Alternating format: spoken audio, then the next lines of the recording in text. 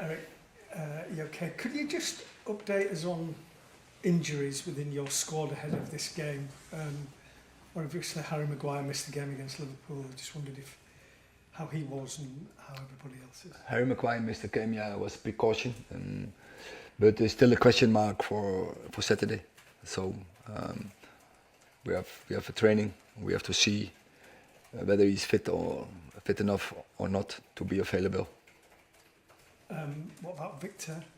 Victor, yeah, he played, but also he's a question mark, and also Asa and Luke Shaw, they are also both question marks. We have to assess them tomorrow. Just in terms of the players who didn't go to the USA, who played in the Euros and Copa America, how easy will it be for them to play in a game at Wembley on Saturday? Wow, that is individual based, and every has a different background. We all put them on off-season programs, but they have all different starts as well in the pre-season. In the weeks we were in the USA, so from individual to individual, we will assess them and then make a decision whether they start or they come from the bench or they don't play. So, sorry, I was just thinking that if there are doubts over Harry and Victor, like, is Martinez able to play central defence, or would you have to look at another option? No, we think about Milicia to be involved in the game. And can I just ask you one question about a player who was on the trip, Mason Mount, who had a very difficult time last season. He did well in the USA. What are you expecting from him this season? Yeah, we know he's a high-class player, and just bringing his skills in. And so last season he had a very bad season, a very tough season for him because of all his injuries. So we are now very pleased. He has had a very good pre-season, and I'm sure he will now, from this point on, contributing to the team. But you stay fit, but it counts for every player.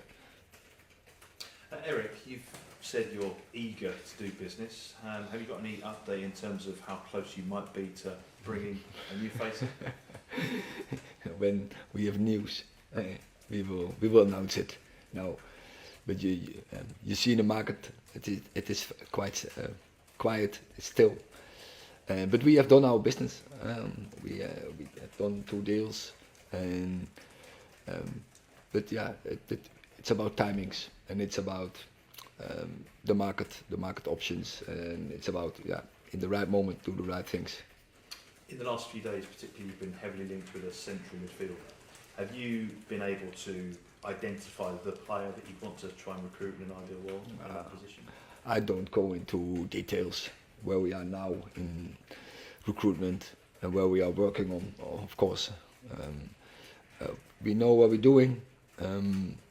I think we are in a good position with the squad, and just for you, just wait, patience, and in the right moment we will tell you. Do you have to sell before you can buy? Is that part of the patience required? No, we are ready. We did already, and we bought already. And I said we have a squad where is in every position there is a double occupation.